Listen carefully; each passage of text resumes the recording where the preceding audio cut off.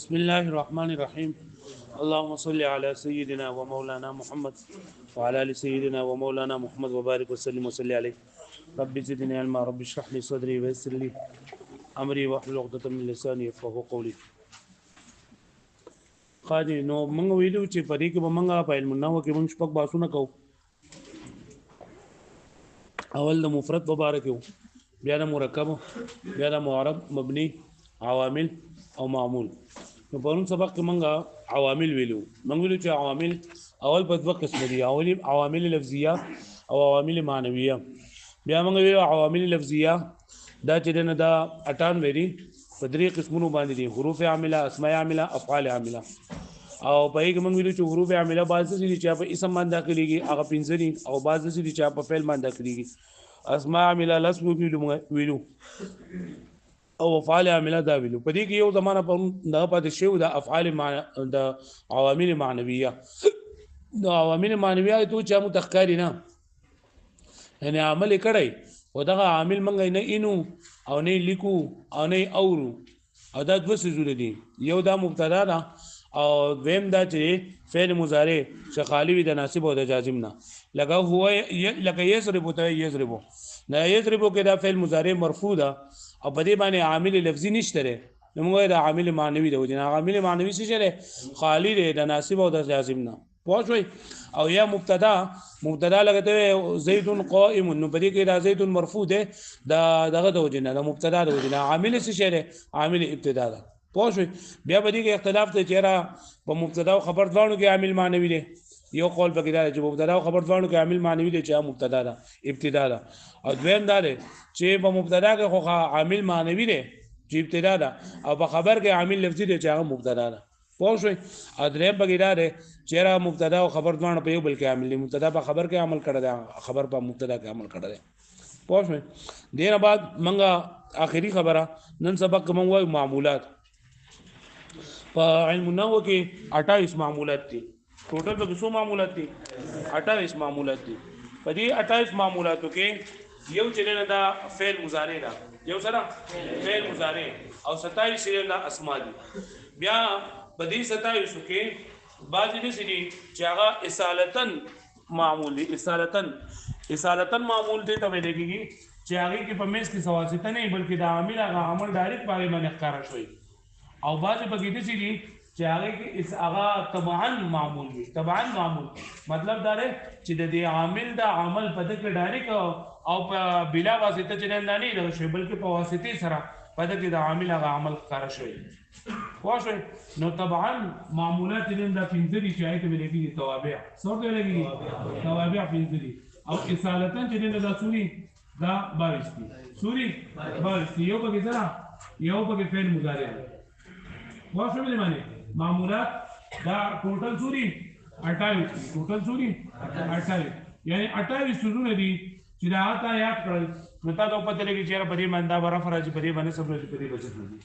په دې 28 معمولات کې یو چې دا سره فعل مضارع او 27 چې دا سره اسماء دي. بیا 27 اسماء دي، نو په دې کې 15 دي سری چې هغه تبعا معمول دي. سری تبعا مطلب دا چې د عامل هغه عمل په دې باندې ښکاره شوی دی په واسطې سره. د عامل هغه عمل په دې باندې ښکاره شوی دی په څه سره؟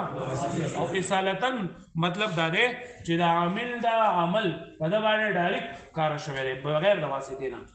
دا اصالتن چې دي کنه معمولات دا په درې قسم دي: مرفوعات، منصوبات او مجرورات. مرفوعات، منصوبات او څه مجرورات. پوه شئ. بیا اته مرفوعات دي، 12 منصوبات دي او 2 مجرورات دي. پوه شئ مې باندې اته مرفوعات دي، 12 منصوبات دي او 2 مجرورات دي. پوه شئ مې باندې لکه موږ وایو چې حالت رفعي څه ته وایي چې په اتو مرفوعاتو کې سره راغلی، حالت رفعي دي ته وایي چې په 12 منصوباتو کې سره راغلی، او حالت جري دي ته وایي چې په 2 مجروراتو کې سره راغلی. پوه شئ مې باندې نو ټوټل عوامل څو دي؟ 28. یو فعل مضارع او 27 سرنده سدي اسماء دي. ویا 27 اسماء دي، نو په 27 کې 22 دي چې هغه اصالتن معمول دي. یا اصالتن معمول څه مطلب دی؟ چې د چا د واسطې نه بغیر چې نه دا عمل کړی دی. او طبعا دې ته ویل کېږي چې هغه د چا په واسطې باندې چې دا عمل کړی. پوه شئ. بیا چې اصالتن معمولي نه 22 دي. فباعث کې اته مرفوعات 12 منصوبات او 2 مجرورات لکه پوه شو باندې بیا دا چې لکه موږ به څنګه پیژنو چې دا په حالت رفع کې دی دا په حالت نسبي کې دی دا په حالت جزمي کې دی نو د حالت رفع خپل نه کړي بل موږ ویلو په سبق کې چې د حالت رفع اصل نقه چې نه هغه ضمه ده اصل نقه سره ضمه ده او نور نه کیږي واو ده او الف ده او یا مقبل مفتوحه یا مقبل مفتوح بنشته واو ده ضمه واو ده والف ده او نون عربي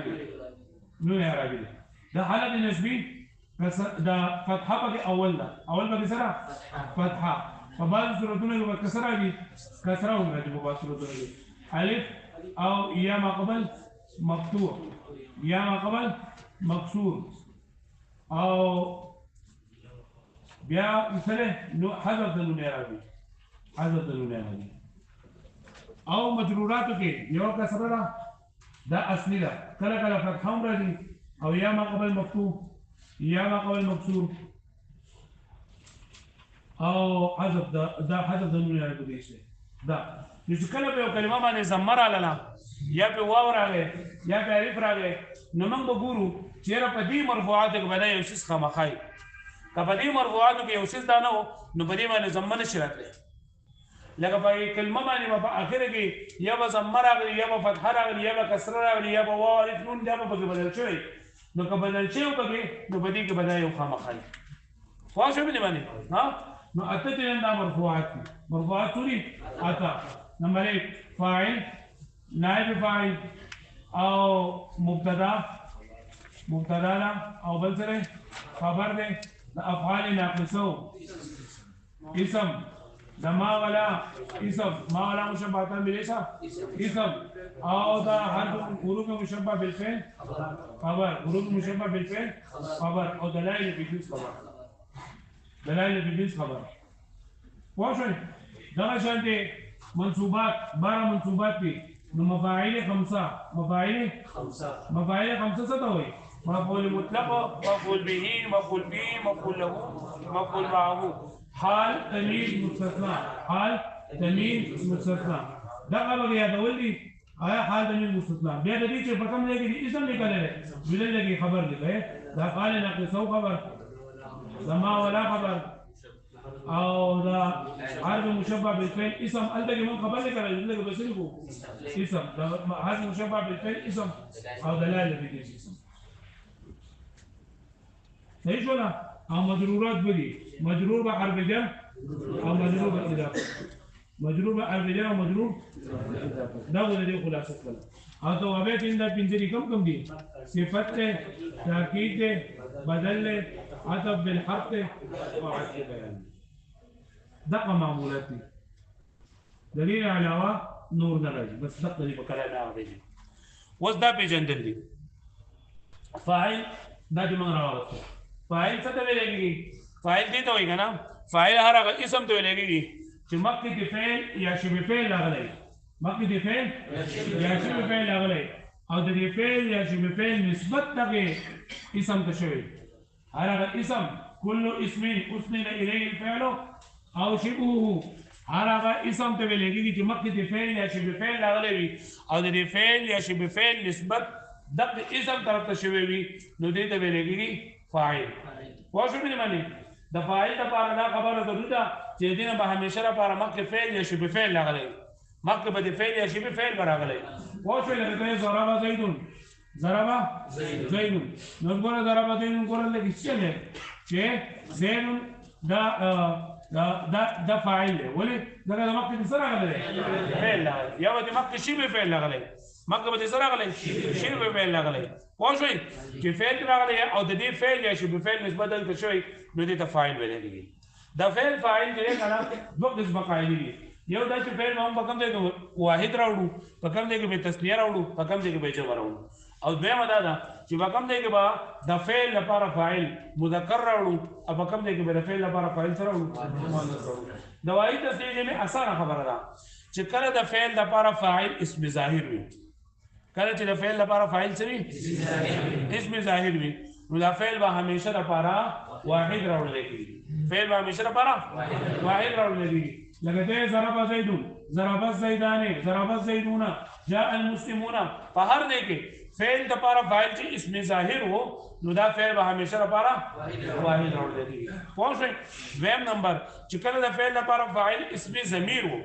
فعل لپاره فاعل څه وو؟ اسم ضمیر وو، نو فاعل به د ضمیر مطابق راوړو. که ضمیر چې نن دا واحد وو نو فعل به واحد راوړو. که ضمیر د تسنیه وو نو فعل به تسنیه راوړو. او که ضمیر د جمع وو چې څه به راوړو؟ لکه د زیدون ضرب، الزیدان ضرب، الزیدون ضرب. پوه شو مې باندې د فعل لپاره به فاعل موږ په کم ځای کې به واحد راوړو، په کم ځای کې به تسنیه راوړو، په کم ځای کې به جمع راوړو. اسانه خبره ده. د فعل لپاره فاعل که چرته اسم ظاهر سو ظاهر نو بیا به د فعل لپاره فاعل موږ سره راوړو، همیشه لپاره به واحد راوړو. او چې کله ضمیر نو بیا به دې باندې پوه شئ تاسو، په دې باندې پوه شئ. او دویمه خبره دا ده چې د فعل به په کم ځای کې مذکر راوړو، په کم ځای کې به مؤنث راوړو، په کم ځای کې تاسو مذکر او مؤنث دواړو راوړو به اختیار دی. نو که د فعل لپاره فاعل مذکر وو، د فعل لپاره فاعل څه وو؟ فعل به مذکر راوړل کېږي. خبره ختم. دویم نمبر که د فعل لپاره فاعل مؤنث حقیقي وو، څه مؤنث حقیقي وو. او دویم نمبر خبره چې د فعل د فاعل په منځ کې فصل نو، د فعل او فاعل په منځ کې فصل نو. بله خبره نو په دې صورت کې به فعل همیشه لپاره موږ سره راوړو مؤنث پر راوړو. څه راوړو؟ مؤنث پر راوړو. لکه د ضربت هندون، ضربت هندون. وګوره لږ د فعل لپاره فاعل مؤنث حقیقي دی کنه، او د فعل فاعل په منځ کې فصل نشته دی، نو فعل به همیشه لپاره سره راوړو مؤنث پر راوړو. پوه شئ؟ اوس د دې نه علاوه چې د فعل لپاره فاعل مؤنث غیر حقیقي وو، د فعل لپاره فاعل مؤنث یا د فعل لپاره د فعل او د فاعل په منځ کې فصل وو، یا د فعل لپاره فاعل جمع مکسر وو، نو فعل به مذکر او مؤنث دواړه راوړو به تاسو اختیار دی. لکه د فعل لپاره فاعل مؤنث غیر حقیقي وي، لکه طلع الشمس او طلعت الشمس. ولته لږ ګوره مؤنث دا غیر حقیقي دی، نو طلع الشمس هم ویلی شي او طلعت الشمس هم ویلی شي. یا که د فعل فاعل په منځ کې فصل وي نو ضرب اليوم هندون هم ویلی شي او ضربت اليوم هندون هم ویلی شي. ځکه د فعل او د فاعل په منځ کې څه دی؟ فصل دی. پوه شئ؟ کله د فعل لپاره فاعل د جمع مکسر وي نو دا فاعل مذکر او مؤنث باندې راوړل شي. لکه قالت نسوة هم ویلی شي او قالت نسوة هم ویلی شي. پوه شئ؟ دا خبره بیا دي. د فعل دوه قسمه قاعدې دي. فعل به په کوم ځای کې مذکر راوړو، په کوم ځای کې به مؤنث راوړو، په کوم ځای کې دا اختیار دی. او دویم نمبر قاعده فعل به په کوم ځای کې موږ واحد راوړو، په کوم ځای کې به تسنیه راوړو، په کوم ځای کې به جمع راوړو. نو د فعل دا واحد تسنیه جمع راوړو څه قاعده ده؟ په زوره باندې وایه.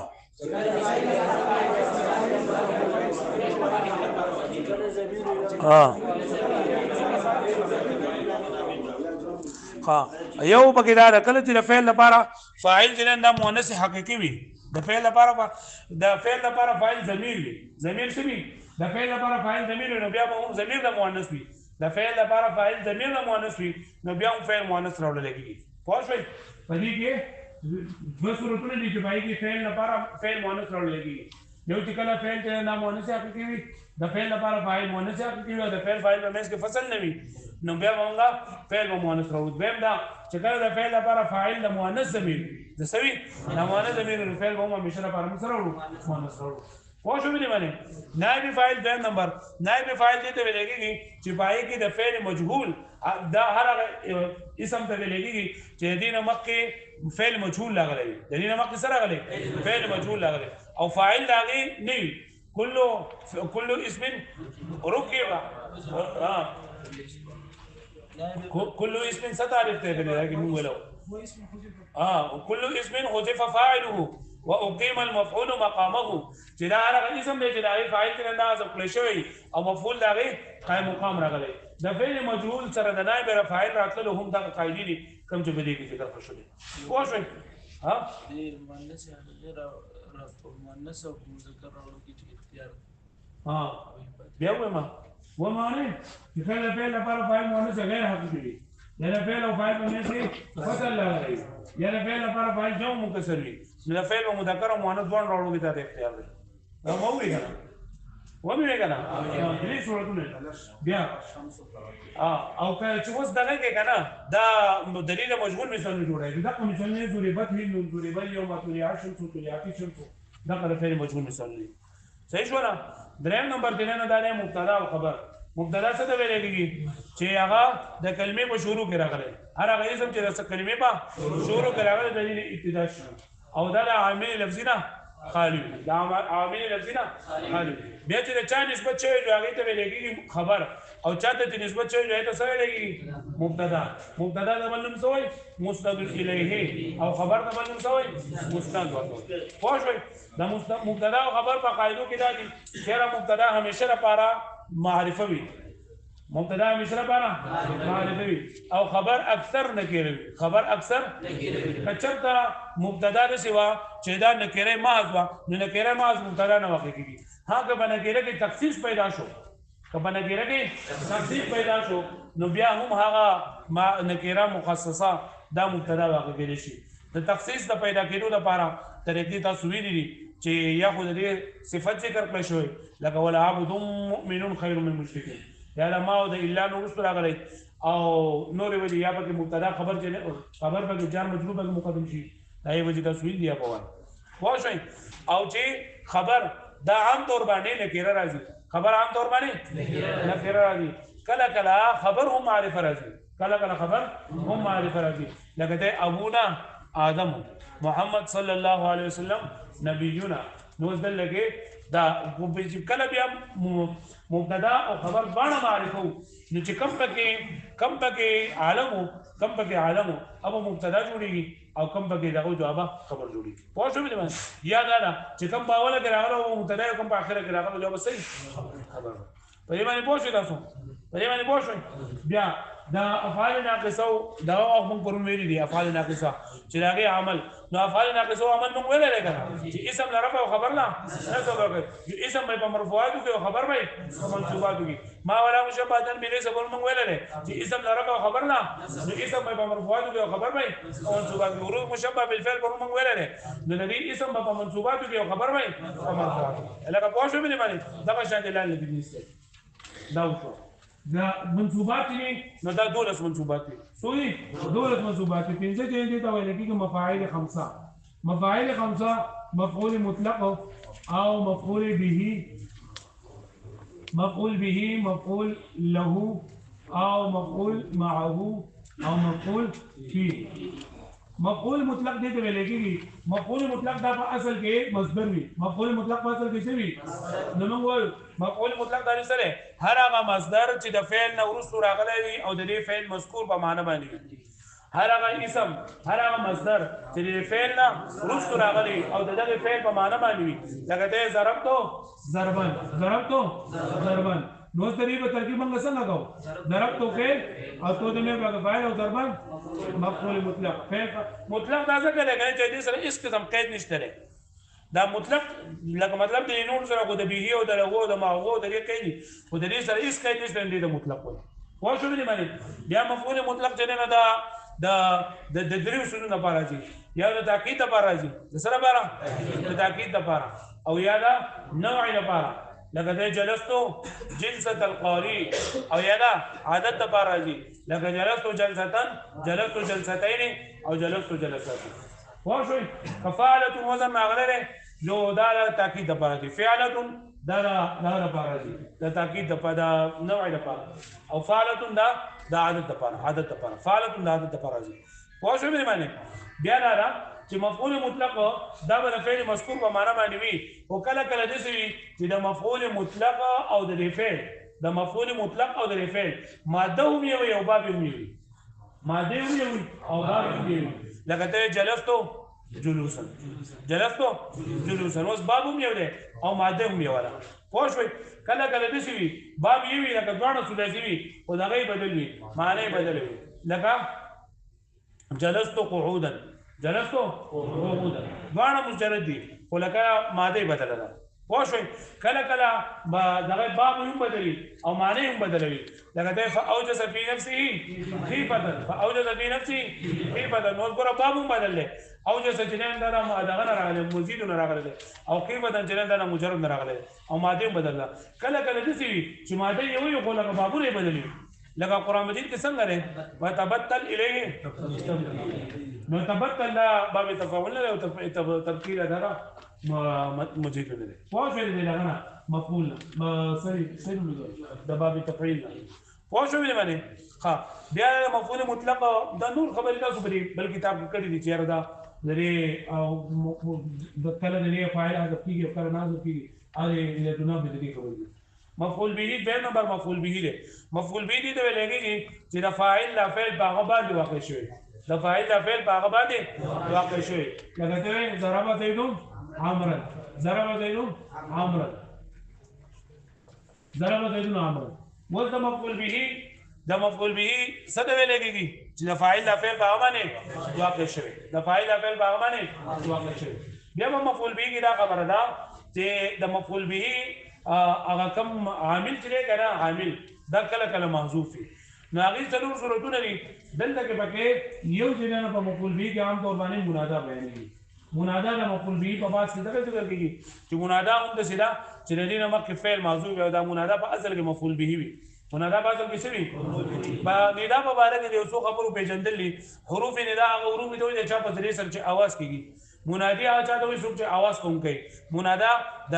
چاته چې आवाज کولې کیږي او منادا له یا منادا به د سبا د سره پاره چې आवाज کولې کیږي لکه دوی مې یا عبد الله نو زه سما منادی ما سما منادی دا یا څه شری حرف ندا او عبد الله څه شری منادا دا حرف ندا چې کنه کوم دي یا ایا حیا او ای حمزه مفتوحه دا چې کنه دا همیشه لپاره دا درې ادعو فعل قائم مقام دي د سوي ادعو فعل قائم مقام مطلب دا چې زوی مې یا عبد الله درې معنی دا ادعو عبد الله زرا غواړم عبد الله واښوي نو دا ادعو فعل حذف شوی دی او د دې باندې معنی حرف ندا راغله نو چې په کوم ځای کې هم حرف ندا راځي په کوم ځای کې هم حرف ندا راځي د ترکیب پیدا طریقې چې د به حرف ندا قائم مقام د ادعو فعل حرف ندا قائم مقام دا ادعو فعل فادعو فعل کې انا ضمیر مرفوع متصل باري فاعل پوښوي او بیا به اقوا منادا چې کوم دا نن به دا مفعول به ګرځو پوښوي په منادا باندې څه قسم اعراب راځي د منادا یو څو قسمونه دي د منادا یو څو قسمونه دي منادا یا مفرد وي او معرفه وي منادا یا څه وي مفرد وي یا څه وي معرفه مفرد معرفه بیم نمبر منادا کې نن دا مضاف وي څه وي مضاف وي شی مضاف وي یا نکره غیر معین نکره غیر معین نو بدی صورت کې بعد ها او دریم نمبر صورت دا ده چې منادا باندې لام استغاثه داخل شي څه داخل شي لام استغاثه څلورم صورت دا ده چې دې په اخر کې الف استغاثه راغلي سبق راغلي دې نو امید کې چې تاسو دا نه ویلي ولا یاد دی وسه نو منادا چې مفرد معرفه وي نه دا به مبني په علامه ده رفع باندې مبني په څه باندې مبني په علامه رفع باندې په علامه د رفع منادا چې مضاف شي مضاف یا نه غیر معین ده مسوي منصوب وي سبب او منادا چې په لمن الله استغاثه راغلي نو دا بیا سوي مجرور وي سبب او کته د باخره یعنی په استغاثه راغلي نو بیا مبني په فتح باندې په فتح باندې مبني په فتح په فتح منادا مفرد معرفه وي د دې لپاره مثال دی یا زیدو څه مثال دی مفرد خو تاسو ویلې دی چې هغه مضاف شي په مضاف نه وي مفرد د یو څه په دای کې راځي په مقابله کې راځي مفرد راځي د تسنیه او د جمع په مقابله کې چې دا مفرد د تسنیه او جمع نه ده دا مفرد د مرکب نه ده دا مفرد د جمله نه ده دا مفرد د مضاف شي په مضاف نه ده دلته کې د مفرد نه مطلب دا دی چې مضاف شي په مضاف نه وي نو یا زید یا زیدانی یا زید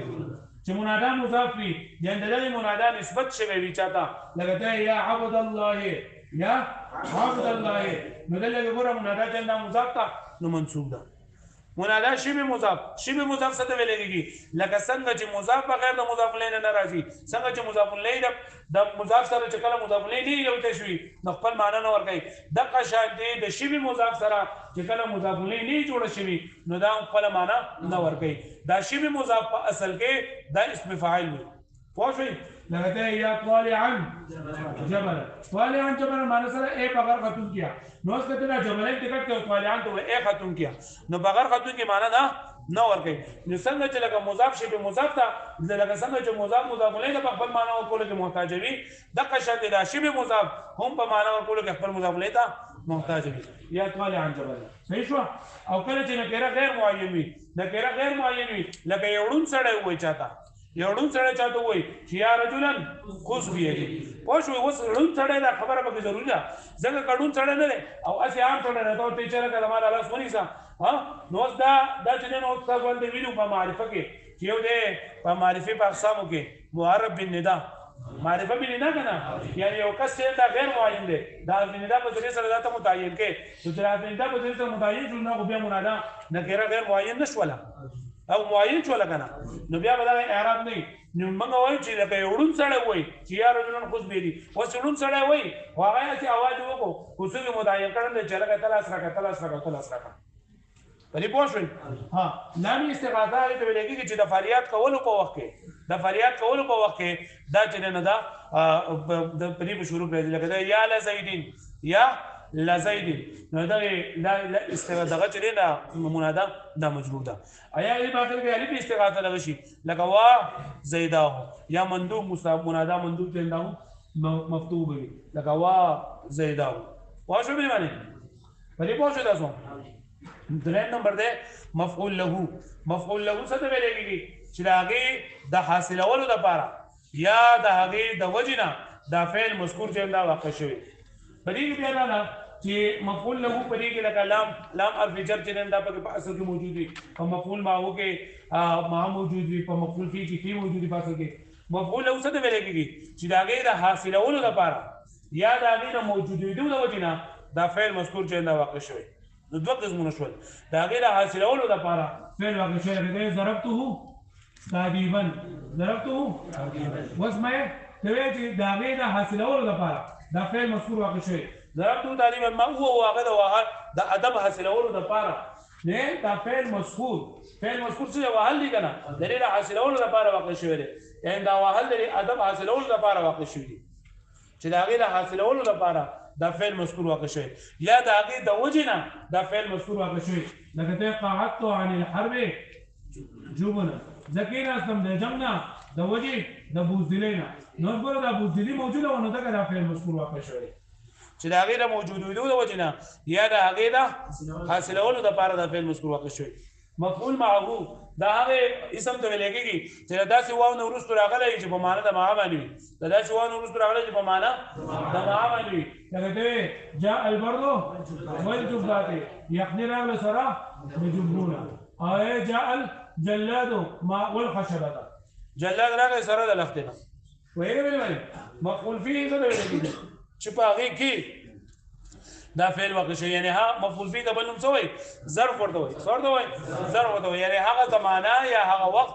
او یا هغه ځای چې باندې دا فعل مذکور واقع شوی او څه نه دي څه ویل کېږي مفعول فيه لکه ضربت في المسجد یا درسوه ضربته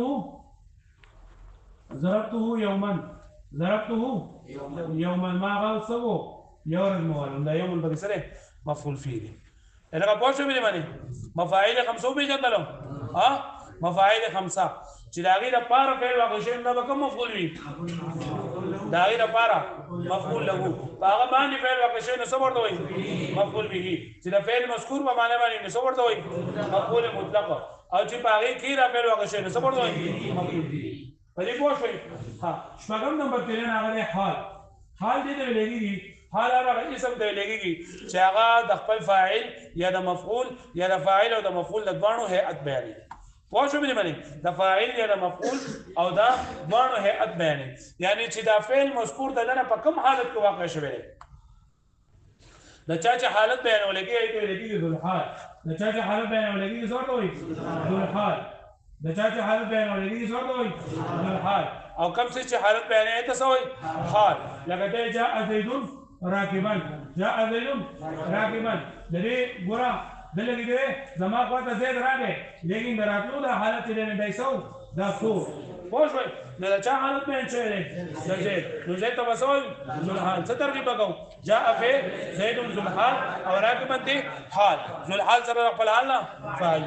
ذل حال سره خپل حال نه همیشه لپاره یا ممیز سره خپل تمیز نه مستثنا منه سره خپل تمیز نه دا مستثنا نه دا ټول چې دا د جز د جملې جوړیږي دا جمله نه جوړیږي پوه شو مې باندې دا څه جوړیږي جز د جملې بیا دا چې ذل حال اکثر معرفه وي او حال همیشه لپاره نه کوي حال همیشه لپاره نه کوي او ذل حال اکثر سوي معرفه وي کچرتا ذل حال معرفه راغې ذل حال نکره راغې نو په دې صورت کې بعد حال بیا په ذل حال باندې مخ کو واښو باندې لکه دا جاء راكبا رجل جاء راكبا رجل جاء راكبا رجل وتقول لك ما انت تقول سنه بقى جاء فين راكبا حال مقدم او رجل حال مؤخر ده ذو الحال مؤخر ذو الحال سره خپل نه فاعل شو پوه شو باندې عام طور باندې قدسي چې ذو الحال معرفه وي او حال څه وي نکره وي او کچرته ذو الحال نکره راغی نو بیا به موږ څه چل کوو حال او ته تاسو باندې مختصر نه دی کې هدایتونه او دینو کتابونه کې ویل چې لکه کدا موږ مخکې نه کوو بیا د موصوف صفت سره انضباط راځي پوه شو دیمه دا چې حال اکثر تلین دا مفرد وي حال اکثر د لپاره اکثر څه وي کله کله جمله حال لازم کله کله جمله هم حال لازم چې جمله حال راشي نه په شروع کې بیا واو حالیه راوړل پکار دي اگر جاء زید وهو راكب جاء زید وهو راكب نو نه لږه ګوره ټول جمله کې نه حاجه پوه شو باندې ها چې د یې حالت بیان شوی د چا چې حالت بیان شوی ته سوې ذو الحال او حال څه ته ویل کېږي چې چا حالت بیانې د فعل نو د فاعل حالت بیانې یا د مفعول حالت بیانې یا د فاعل او د مفعول دوه حالتونه بیانې په دې باندې پوه شئ تاسو ها او ذو الحال چې نه دا اکثر معرفه وي او حال چې نه دا مشره پاره نګری که ذو الحال چې نه دا نکره راغی نو بیا به څه کوو حال په ذو الحال باندې مخ کوو پوه شو باندې ها ها څنګه شانتي حال چې نه عموما مفرد وي که حال جمله را لنو بیا به څه کوو ها دا شانتي که د فعل نو ورستو اسم فاعل لاګي یا د اسم مفعول لاګي او هغه نکره منصوبو د فعل نو ورستو فاعل راغی یا سره راغی مفعول راغی اسم فاعل یا اسم مفعول راغی او هغه نکره او منصوبه دا عام طور باندې حال واقع کیږي لکه وينقلب الى اهله مسرورا لږه مسرورا سره حال پرې پوه شئ بیا بل نمبر بس دی تمیز څه دی ویل کېږي چې هغه په مکه کې کم ابهام وي هغه ابهام لري کوي چې په مکه تګي کې ستې ابهام وي په مکه مفرد دی یا جمله ده پای کې ابهام یا ابهام لري کوي دا تمیز نه په دوه قسم ده یو تمیز عن مفرد او تمیز عن نسبت چې په تمیز عن المفرد څه دی ویل کېږي چې په مفرد کې ابهام وي هغه مفرد نه ابهام لري کړي او چې په نسبت کې ابهام هغه نسبت نه ابهام لري کړي چې څه لګي تمیز عن النسبت تمیز عن المفرد وي نو تمیز عن المفرد په دوه قسم ده یا به مقدار نه لري کړي او یا به د غیر مقدار کله غیر مقدار نه لري کړي لکه هذا خاتم في زتن هذا خاتم في زتن نو ګوره هذا اسم اشاره وته خاتم اسم خاتم ممیز او في زتن ولا تمیز ممیز سره خپل تمیز نه او کله مقدار نه امام لري کړي یا به د عدد نه امام لري کړي یا به د کیل نه لري کړي یا به د مساحت نه لري کړي یا به د بل سره دا مقیاس نه به لري کړي چې دا عدد نه امام لري کړي لکه څه مثال وایي عندي 20 درهم عندي 20 درهم د کېل لري کړي عندي قفیزان د ټولو ترکیب څخه شامل دي چې عندي با مضاف مضاف مفعول به شو د فعل موجود لپاره او قفیزان یا 20 دا څه ممیز او دا فعل تمیز ممیز سره خپل تمیز نه دا به جوړه چې څه جوړیږي پوښوي یا به د کېل نه لري کړي یا به دا عدد نه لري کړي یا به دا مساحت نه لري کړي یا به دا مقیاس نه لري مقیاس لکه ته ما په سماع قدر راحت صحابه لکه پوښوي او چې غیر عدد غیر مقدار امام لري کړي هذا خاتمو سیزتن ما ویلو ولته کې تاسو چې عام طور باندې دا سوي چې کله د غیر مقدار امام لري کړي ناغه عام طور باندې مضاف له واقع کیږي او چې دا نسبت د امام لري کړي لکه ته طاب زیدون علما طاب زیدون نفسا یعنی زید خیستره د څه په اعتبار سره خیستره نو ته د نفسا د خپل شخصیت په اعتبار سره خیستره یا د علم په اعتبار سره خیستره لکه پوښتنه دی باندې بل ما نو کې چې کنه په منصوباتو کې بل مستثنا په سبق باندې نام په اسانه باندې خپل پوهه او دا عام طور باندې راځي په دې مسابقاتو کې اکثر ته پوښتنه نه مستثنا په دا کوي چې په دې کې د عام طور باندې مشکل مستثنا دي ته ویلېږي کنه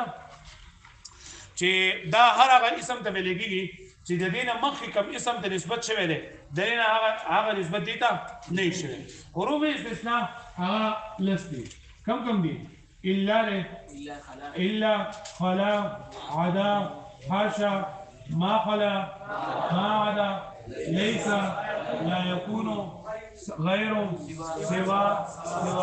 دا بارہ شو کا دشول 1 2 3 4 5 6 7 8 9 10 11 11 الا واخوات الا نيوخو الا له او له خويند دي نو دي ها د دې نمک نظام په دې خبره باندې پوه کړئ چې مستثنا په دوه قسمه باندې دا مستثنا درې تقسیمونه دي څو تقسیمونه دي یو د مستثنا متصل او یو مستثنا منقطع مستثنا متصل دي ته ویل کېږي چې مستثنا او مستثنا منه د جنس نوي یعنی دا مستثنا باندې مستثنا منه کې لاول داخل وي او د حرف استثناء په درې سره بیا شي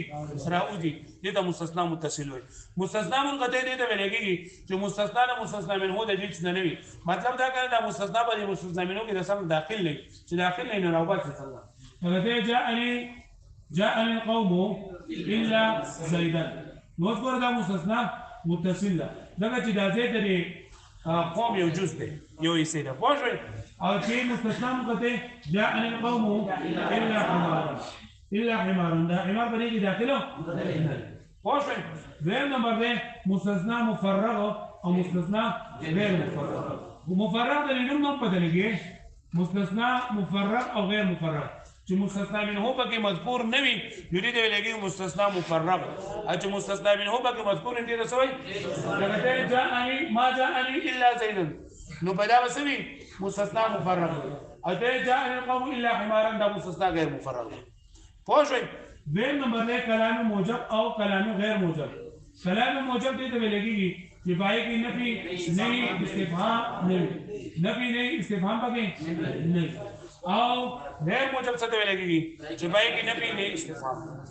د مستثنا د اعراب د ټول نه اسانه طریقه ده په ټکو کې چې مستثنا چې کنه دا مثبت وي نمبر 1 خبر سره مستثنا مثبت وي مثبت او تام وي او تام څه ته ویل کېږي چې د مستثنا کې درې واړه څیزونه پکې مستثنا درې واړه څیزونه پکې مطلب دا چې مستثنا منه یو مذکور وي حرف استثناء به کوم راغلی وي او دا مستثنا به کوم راغلی درې واړه پکې راغلي نو په دې صورت کې مستثنا منصوب وي په دې صورت کې به څه مستثنا منصوب وي او کله درې واړه پکې نه راغلي مطلب مستثنا دغه نه مثبت هم نه او مستثنا منه پکې هم نه ذکرو او حرف استثناء پکې دا پکې راغلو نو کدرې واړه څه پکې نو بیا په دې مستثنا باندې د عامل مطابق اعراب ویل جایز دي ته سم مطابق او کچته یو پکې راغله یو پکې نو راغله نو بیا مستثنا د عامل مطابق اعراب هم ویل شي او په دې مستثنا باندې تداوم ویل شي د عامل مطابق هم ویل شي او نسب هم ویل شي پوښښ به معنی ها چې کله درې واړه څه موجود وي لکه جاء القوم الا زيدا نو دا ګوره مستثنا متصل لکنه دا مستثنا مثبت ده او تام مطلب مستثنا منه په کوم دی حرف استثناء په کوم دا مستثنا په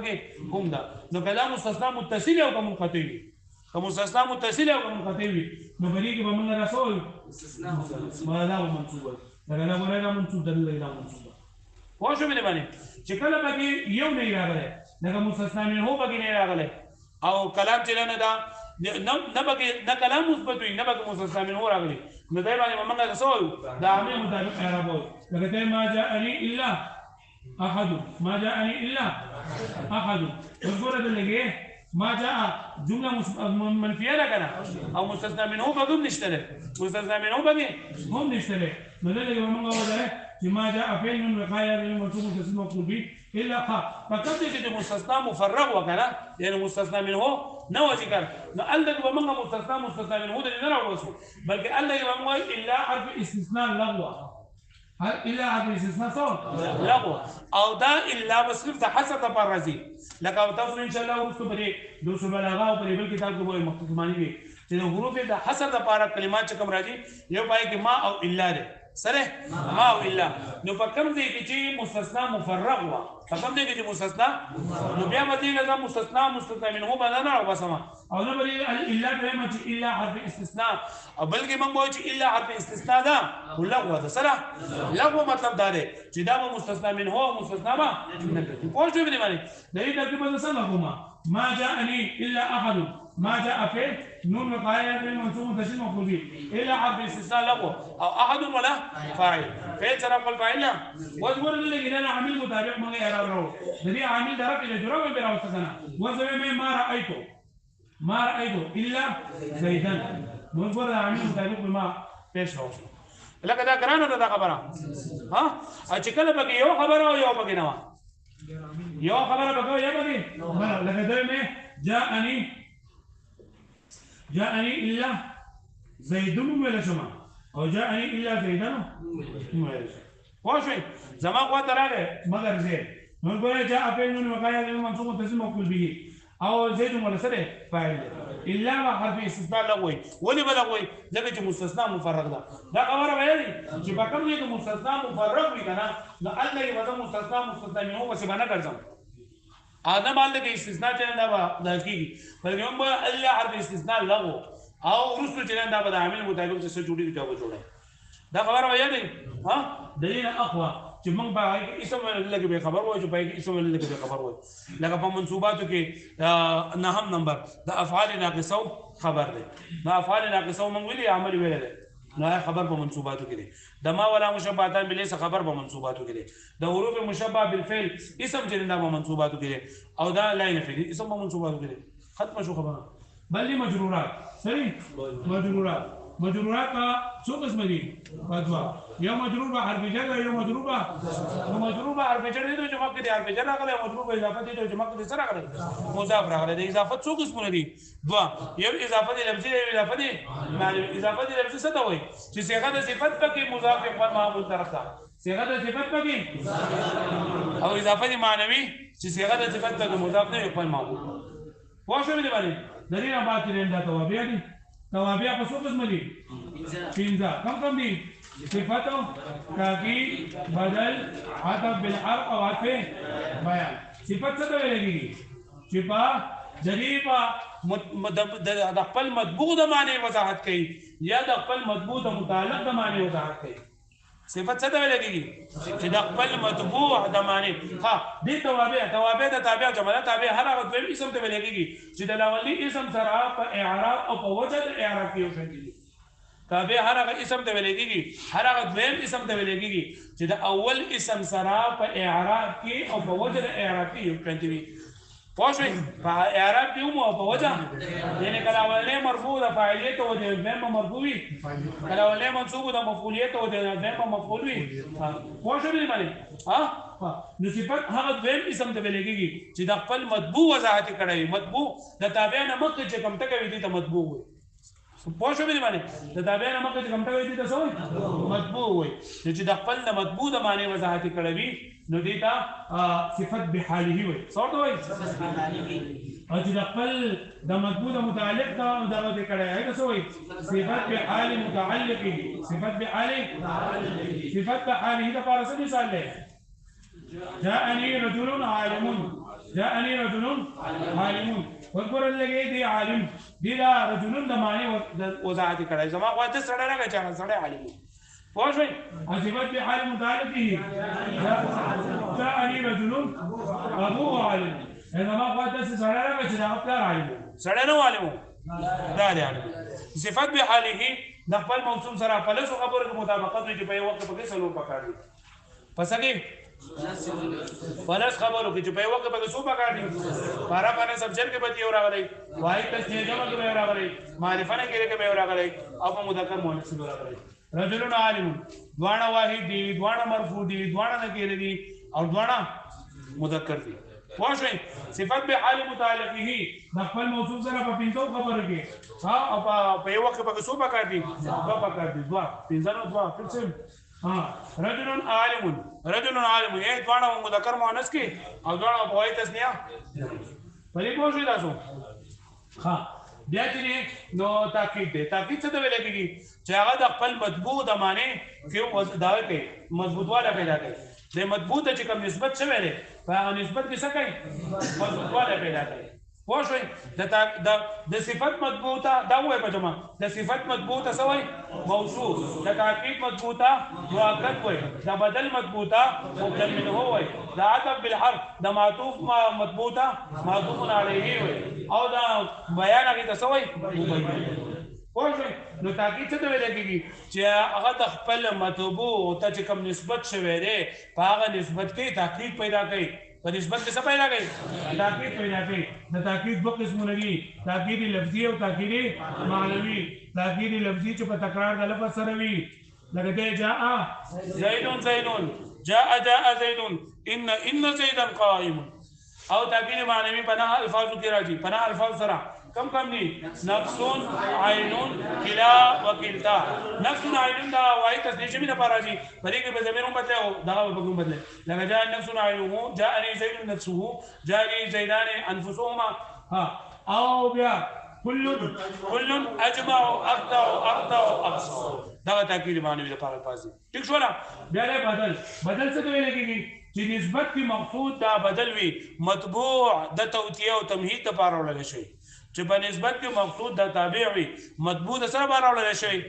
د توتیه او تمهید لپاره وړل شي د بدل څو قسمونه دي سلور کم دي بدل الكل بدل البعض او بدل الاحتمال او بدل الغلط بدل الكل دي ته ویل کېږي چې مبدل منه پکې د بدل چې بدل د مبدل منه کل وي لکه جاءني زید اخوك جاءني زید اخوك او بدل البعض چې دا بدل پکې د مبدل منه صحیح سوي لکه جاءني زید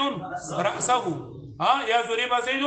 رأسه او بدل الاحتمال چې دا بدل د مبدل منه نه کل وي نه جزوي بلکې د هغې متعلق وي لکه صلب زید ثوبه چې وایستله شو زید یعنې کپړې د هغه او بدل نو غلط څه ته ویل کېږي دا غلطۍ اوس ذکر شوی پوه شوئ عطف بالحرف ته وایي چې په نسبت کې مقصود دا تابع او مطبوع دواړه وي چې په نسبت کې مقصود دا تابع او مطبوع دواړه وي دا عطف بالحرف نمک کې چې کوم مطبوع ده دې ته ویل کېږي معطوف علیه حروف عاطفه څو دي لس کم دي واو فا ثم حتی او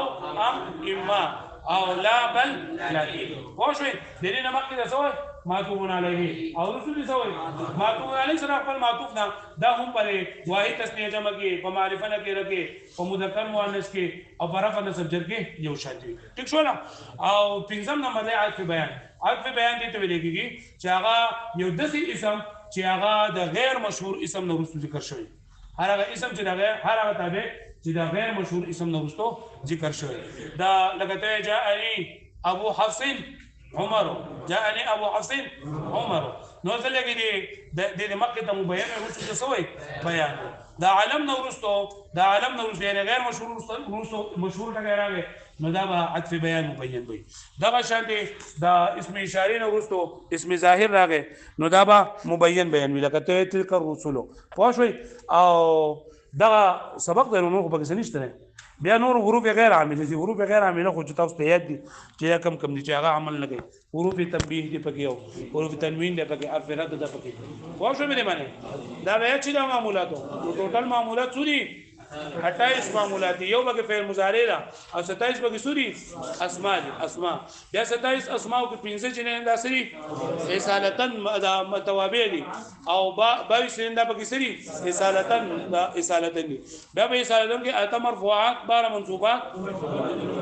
واښو به معنی دا سبق ته نوٹ کته سو یادوي یو الله یو وخت کنه دا جو به والله وخت خو فائدہ به وړي کته سو یاد کو ان شاء الله صحیح ده دا د شپږ ورځې سبق دی او دا خو دلته کې شپه تاسو لکه ګردان شو کنه نور درې بیا مکمل دا کته تاسو کوي نو ان شاء الله چې کېږي چې بیا موږ دوره کو په کال په اخر کې نو تاسو ته لکه پته ولګي چې لکه دا چې آسان نه ګران نه لري ګران نه آسان دی او دا اوس لکه د شپږ ورځې سبق دی کنه نو دا شپږ ورځې دا سبق لکه موږ په 18 ورځې کې وایو یا به موږ په یو میاشت کې وایو تاسو ته پته لګي نور دغه سبق دی پدې کې د کېږي نه زیاتی کې کمی کې پکې نه لږ تفصیل پکې کېږي انو لکه لکه چې دا تا یاد کو بس ته پوه چې لکه دا اوس دا ان شاء الله په بل کلاس کې به ویني چې دا ستو هر ټکی دی دا اساني کته لکه یو ټکی نه ته پوه چې تا کار نه کړه ته پوه شو پاړو شامل اعوذ بالله من الشيطان الرجيم بسم الله الرحمن الرحيم عبس وتولى أن جاءه الأعمى وما يدريك لعله يزكى نو پدې کې ومنګا اوس دا ټول اجرا چې نه دا به منګا کوم ور اسانه خبره ده اسانه خبره چې مفرد وکنه د مفرد د باب اجرا وکړو که مرکب د مرکب د باب اجرا وکړو کله معرب د معرب اجرا وکړو که مبني و د مبني اجرا وکړو کله عامل او عامل اجرا وکړو کله معمول د معمول اجرا وکړو دا اوس ګوره عبسا دا صرف زه یو ټکی وایم ضمیر ته به خیال نه کوم نو زه چې لفظ دی مستعمل دی مفرد دی فعل دی د فعل تقسیمات به پکوس وایم چې ماضی دا متصرف دی تام دی مثبت دی معلوم دی متعدی دی صحیح شولا ها لازم دی متعدی لازم دی بیا اوس زما پرې معرب او مبني کې مبني دی مبني الاصل دی فعل ماضی دی عامل معمول کې عامل له پوه شوي په عواملو کې افعال عامل دي ٹھیک شو لا وزرع عبس سرا ضمیر یو ځای کومه عبس فعل او ضمیر به فاعل نو لفظ دی مستعمل دی مرکب دی مرکب مفید دی جمله دا کلام دی مرکب تام دی مرکب اسنادی دی د جملې په دوه تقسیمونو کې اولنی تقسیم کې جمله فعلیه ده اولنی جزء فعل دی او په دویم تقسیم کې جمله خبریه ده ځکه ویم کې د رښتینه دروغجن نسبت کیږي ترکیب دی عبس فعل هو ضمیر په فاعل وس واو پکې راغله لکه واو نو واو پکې راغله نو واو څه شری حرف عطف ته د حرف عطف نه مخکې سي معطوف علیه ورستو دي سي نو زما عبس فعل سره د خپل فاعل نه جمله فعلیه خبریه معطوف علیه واو حرف عطف فتولى کوم دغه خبر ده کفتولى کې ضمیر نه راو باسما جو فعل اجرا وکوما که ضمیر پکې راو باسما د جملې اجرا وکوما او په اخر کې بیا څه جوړ شي معطوف علیه سره خپل معطوف نه جمله معطوفه پوه شو به معنی معمول او عامل د پکې راو باسما په دې کې اوس په عمسه کې عامل او معمول څه شی عامل پکې فعل عامل پکې سره فعل عبس او معمول لکه د سینې چې معمول به بګنی د فعل یا مشه پر به عمل کړي عمل به یا موږ د لفظونو کې اختیاري اسم ظاهر وي یا به متخکاری نو موږ څه وایو چې په دې کې ضمیر دی هغه ضمیر ته څه وایي ضمیر مرفوع څور دی مرفوع ورته ولې وایي چې په مرفوعاتو کې څه واقع کیږي موږ ویلو کنه چې ضمیر مرفوع ضمیر منصوب ضمیر مجرور مرفوع د مرفوع څخه وایي چې په مرفوعاتو کې به څه واقع کیږي نو ګوره په بس فعل کې ضمیر مرفوع دی ضمیر مرفوع ولې دی ځکه چې په مرفوعاتو کې فاعل واقع کیږي پوه شو به معنی متصل له کا منفصل له متصل ولې دی خپل عامل سره او مستتر له کا بارز دی مستتر ولې دی پټ دی وجائز الاستتار سره کا واجب الاستتار سره ان جاء الاعمى وای ان جاء الاعمال را پاسه ان چیرې مزر یا پاسه یو کس را پاسه کړه شابه ان جاء الاعمى و جاءه جاء دا لفظ دی لفظ زکه دی زمون د خپلونه راوته موضوع محمد کې دا موضوع دی موضوع په دوه قسم کې مفرد مرکب کې دا مرکب دی د مرکب په دوه قسم دي په جمله تامه کې او په جمله ناقصه کې دا جمله تامه ده مرکب تام کې جمله تامه او جمله ناقصه به کور کې جوړه ته جمله تامه او جمله ناقصه په څه وي نه دې مرکب دا مرکب ولې دی تاسو چې دا ولې مرکب دی دغه چې دو کم نه یو جاء فعل ضمیر په کې فاعل مسوي مرکب تام دی که مرکب مفید دی که غیر مفید دی مرکب مفید دی ځکه چې دا اوریجن کې دا پورا فائدہ ټیک دی او بل عمر تاسو وي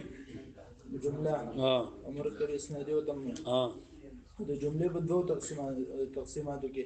په اعتبار د جزء اول سره دا جمله فعلیه ده ځکه چې اولنۍ جزء فعل ده او په اعتبار د خبرو د انشاء سره د جمله خبریه ده جمله خبریه ده ترکیب ولې جمله خبریه ده ځکه چې دروغ او د اشتیاو نسبت پکې ټیک ده او جاء فعل معرب ده کوم مبني ده جاء معرب ده ولې ځکه چې دا ځان جوړه کنه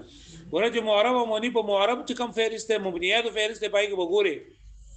معرب خود وسجون اسم متمکن او فعل مضارع نه اسم متمکن دی او فعل مضارع دی مبني ده ځکه چې ها او مبني الاصل لکه مشابه مبني الاصل مبني الاصل ټیک ته کنه ها ان جاءه الاعمى اعمى اعمال راځي الاعمى ها الاعمى ذره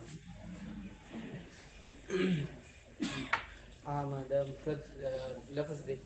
مهمل کی موصوله مرکب کی مفرد ده اسم فعل حرف کی اسم علامات ده اسم کی اسم موصول ده مذکر مؤنث مذکر ده واحد تسنیه جمع کی واحد ده معرفه نکره کی ده نکره ده جامد مصدر مشتق کی ده جامد ده معرب مبني کی معرب ده ببار رسوله کی سوله ده بسوله کی اسم موصول اسم مقصور ده سره اسم مقصور څه ته وای اخر کی علي اخر غالي مقصوره راغلی زائد راغلی او بیا سابع ده حالت نسبی کی صنف سابع ده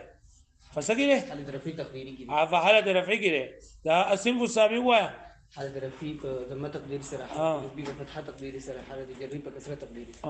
او دا خاص اسم مقصور منصرف سره او غیر مذکر سالم مضاف به دا په کوم حالت کې ده حالت رفعی ضمه حالت رفعی کې ولی ده ځکه فاعل واقع ځکه چې فاعل واقع کېږي چا لپاره جاء فعل لپاره ترکیب وکا جاءه اعمى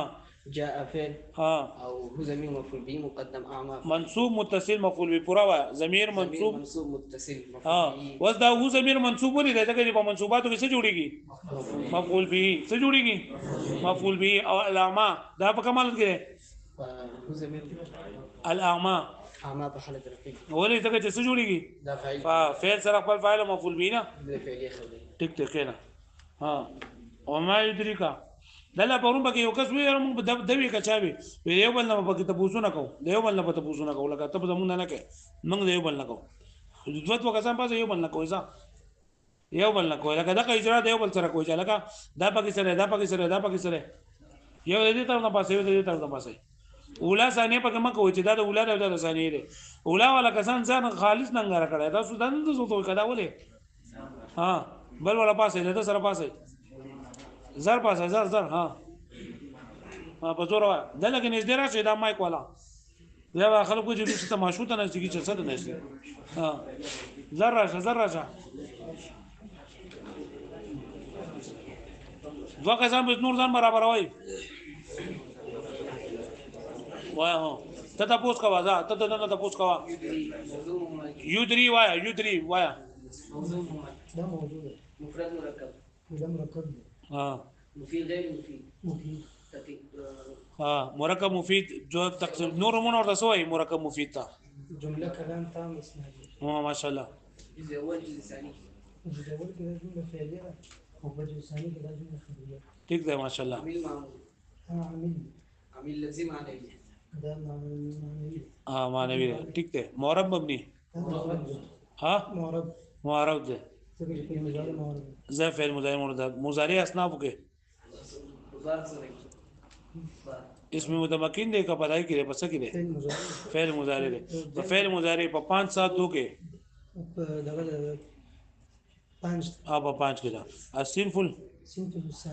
الصنف الثاني وایا چې کله حالات رفع دي ضمه تقديري سره او حالات نسبيه وفتح لفظي سره حالات جزمي کې په حذف دوا وهي ما شاء الله دا قسم اعراب خاص د چا سره ده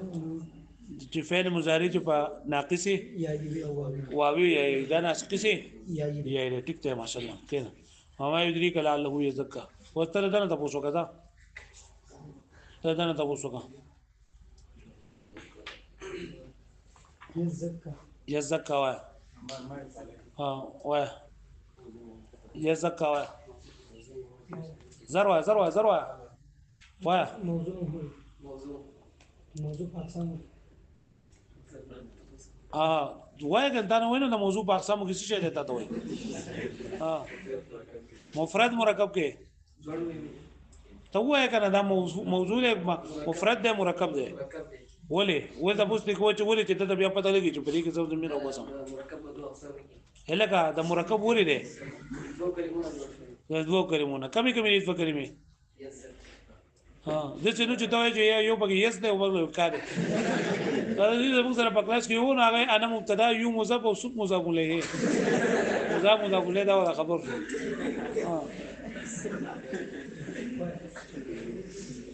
ها مرکب دی مفید دی که غیر مفید دی دا ذروه شويه به تاسو کوا جمله ها ها ها صحیح شو ماشاءالله اسمیه وزګه ده اسمیه زګه ده اسمیه وې ها خبر من شيء كده خبر ها ټیک دی اول جزء فعل دی ها ويون کیتا ټیک دی ماشاءالله ها ده مراد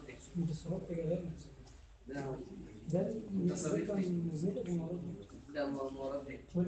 ذكر مبارك ها بار شي چلے ها بار دي هغه 5 7 2 کویا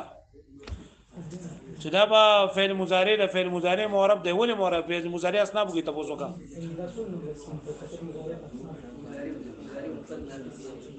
ها دا سوم نمبر ده نمبر صنف ثانی نه ده ثالث ده ها ادا هو څنګه ده حالت رفی پس سره راځي ها ها ټیک ده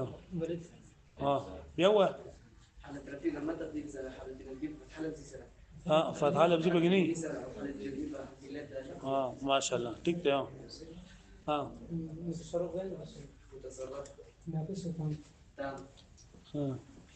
لازم متعدی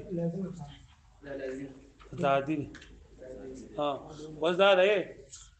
لعله يزكى کینه تکینه یو دل راشي لعله يزكى ټوله جمله په دې کې دی ولته بوزو لعله يزكى عامل معمول دی بګونه وي جوړه با لعله يزكى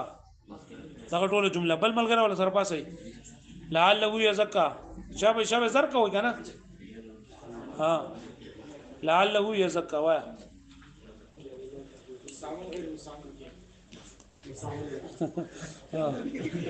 او کتاب پرې راغو دې ته پوس کې کړه او ته پوس ته برابر کړه دې وا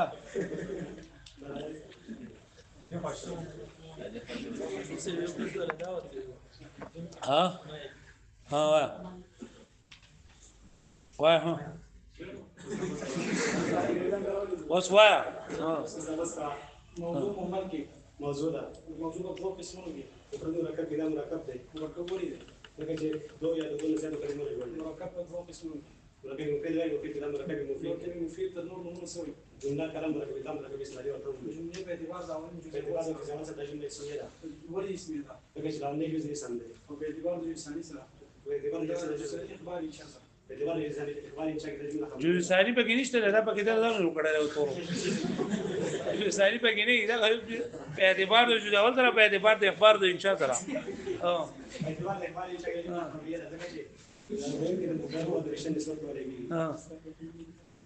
دا عامل معمول کې عامل دی وري سبق عامل له عامل کې لعل عامل له عامل له کنه نو وسوا كم عامل له حروف عامل اسماء حروف عامل له حروف مشابه بالفعل حروف مشابه بالفعل كم دي تاسو ته کوه ما كم دي حروف مشابه بالفعل دا تعريف مشابه بالفعل تفرق مشابه بالفعل ذكر وجه اسم لا نسب خبر لا ولي ورده ولي هغه عملته وي لازم دې فکر سره مشابهت دي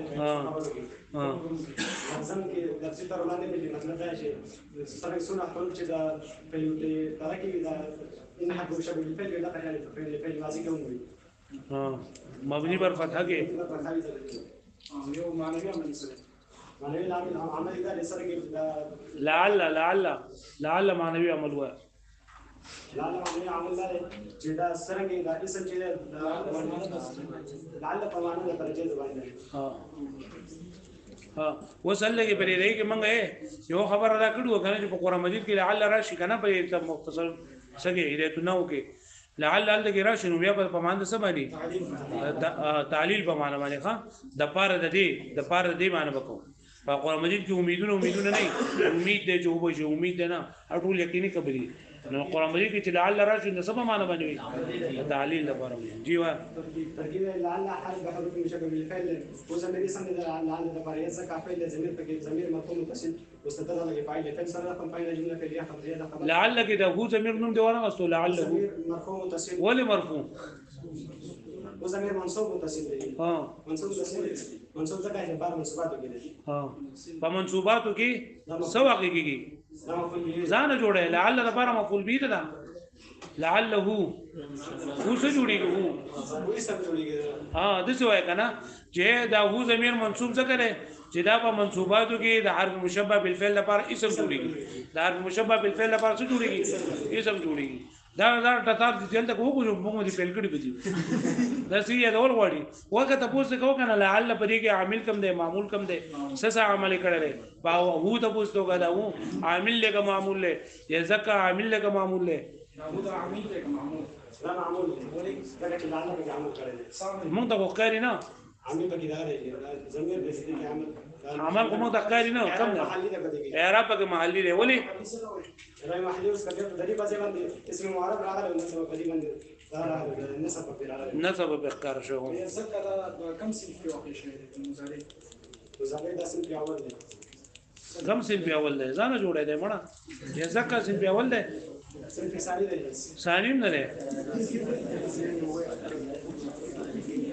اوس وای دریم دی بیا څلورم دی یو په پکې خامخای فعل مضارع ها چې په اخر کې ناقص الفی وي ناقص الفی ها موږ بغیر کینو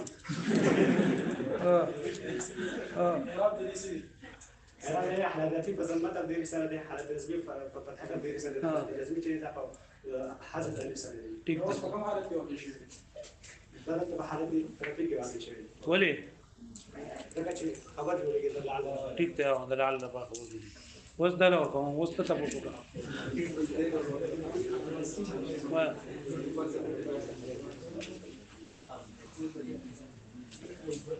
زکه موجوده موضوع په قسم کې مفرد کې موږ د هغه زمير د نسبت کوم مرکب دی او زمير د نسبت کوم بیا مفرد مفرد کلمه من الكلمه سوق من دري کسوره کې دا کوم اسم فعل حرف دا فعل علامات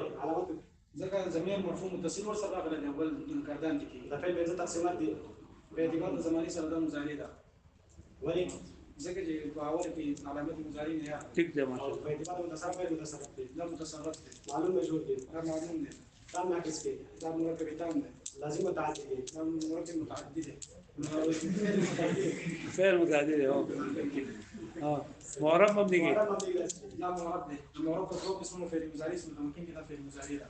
فعل مضارع په صدور صنفونو کې دا صنف الاول دی فعل مضارع مفردات خمسه صحیح چې حالت رفعی په بلی په ضمیر دي سره حالت په فتح دي سره حالت رفعی په ضمیر دي سره حالت رفعی کې واقع شوی ولی واقع شوی حالت رفعی ځکه معامل معنوي دي خالی دی نه خالی دی د ناسب ټیک دی ها موضوعات وکړه عامل معمول کې عامل پکې څه دی عامل معنوي دی خالی د عامل ناسب او د جازم نه څه عملي کړي عمل یې څه کړی نه کنه عمل یې څه کړی عمل کو یا په فاعل کې کوي په مفعول کې کوي زمين ها زمين لای رب کړه زمين کو کوي کنه زمين په کوي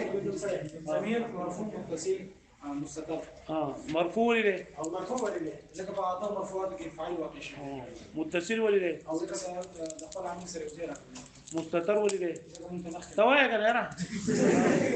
او مستتر په جای د استتار سره په واجب استتار سره په جای د استتار سره ها ماشاءالله بلو ها بل پاسه شابه ها ماشاءالله عبد الله لا پاسه عبد الله سره بل ملګری پاسه وطن فعود ذکر دې طرف نه پاسه کنه یو کس شابه ها حذیفه ته ولا پاسه ځه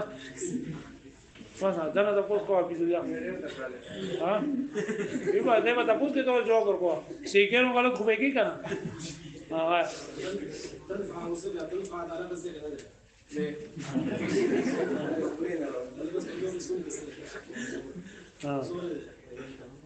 موضوع ولې دی ځکه چې معنادار دی ټیک دی ماشاءالله قدمیر ته پکې ګوري جو ها مفرد ټیک دی ماشاءالله علامه ها حضور وایا فعل ولې دی صحیح ضمیر دی پکې ماشاءالله فين الانزال الصمال اللي مازين مزارع امل كده مزارع مزارع ولا لا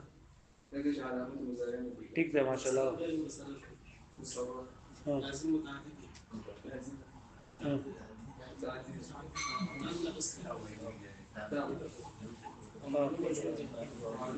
ماشاءاللہ عملی کړه تنفعه الذکرى تنفعه الذکرى فاعل له رب ور کړه دا مفعول به دی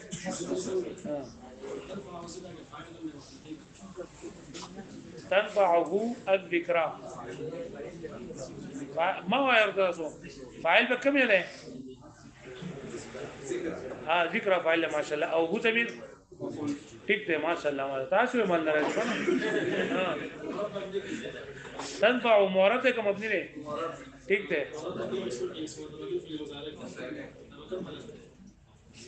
فعل مضارع صنف